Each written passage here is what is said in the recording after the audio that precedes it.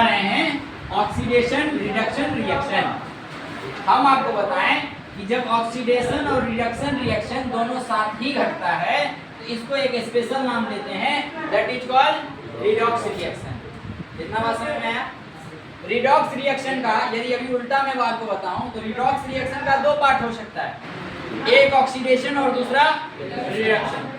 एक ऑक्सीडेशन और दूसरा रिडक्शन कहने का अर्थ हो गया कि ऑक्सीडेशन तब होता है जब ऑक्सीजन जुड़ रहा हो या हाइड्रोजन डिलीट हो रहा हो या दोनों परिघटना एक साथ घट रहा है।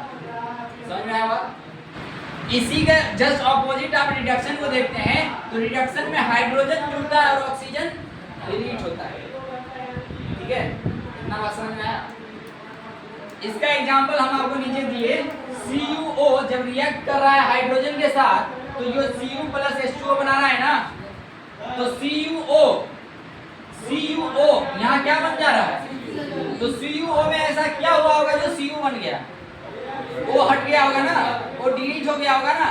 तो जिस प्रक्रिया में से ऑक्सीजन डिलीट हो जाए उस प्रक्रिया को क्या बोलते हैं? रिडक्शन बोलते हैं ना। तो यहाँ से यहाँ तक में कौन सा रिएक्शन घटा है? रिडक्शन हुआ है ना। और ये H2 था और ये H2O हो गया, तो इस H2 में ऐसा क्या हुआ जो ये H2O हो गया? ऑक्सीजन जुड़ गया ना। तो ऑक्सीजन का जुड़ना क्या कहलाता है? ऑक्सीडेशन कहलाता है ना। ये पूरा रिएक्टेंट, ये पूरा प्रोडक्ट एक ही रिएक्शन का पार्ट है ना। एक ही रिएक्शन में रिडक्शन भी हुआ, एक ही रिएक्शन में ऑक्सीडेशन भी हुआ ना। तो जब दोनों एक साथ हो गया तो ये क्या कहला गया? Redox reaction. इतना बात समझ में आया? क्वेश्चन ये नहीं पूछता है। क्वेश्चन पूछता है इसमें से कौन सा रिड्यूस्ड हुआ और कौन सा ऑक्सीडाइज्ड हुआ। समझ में आ रहा है? थोड़ा इंग्लिश चेक होता है साइंस के साथ। ठीक है, तो ध्यान से समझिए।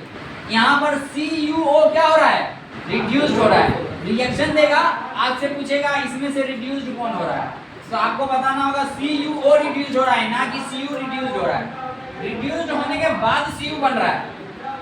समझ आ रहा बात?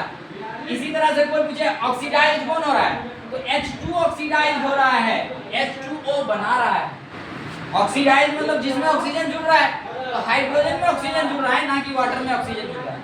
समझ में आ रहा बात? तो यदि आपसे पूछा जाए कि इसमें ऑक्सीडाइज्ड कौन हो रहा है, रिड्यूस्ड कौन हो रहा है, तो कोई एक का नाम आएगा। ठीक है, अगर पूरा रिएक्शन पूछ रहा है तो पूरे रिएक्शन को डालेंगे।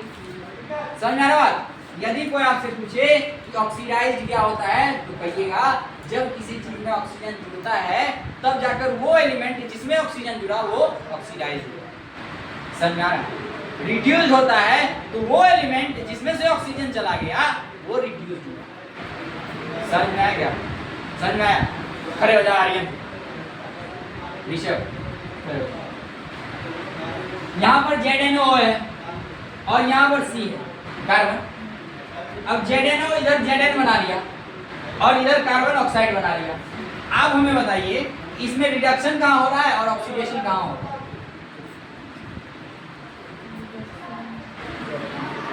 अच्छा, रिडक्शन का परिभाषा क्या है?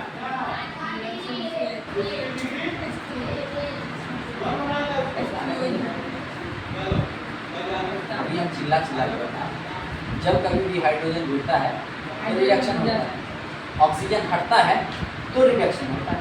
ये दो बात याद रखो। यदि ऑक्सीजन हट गया तो रिडक्शन होगा, यदि हाइड्रोजन जुड़ गया तो रिडक्शन होगा। ठीक है, समझ में आया?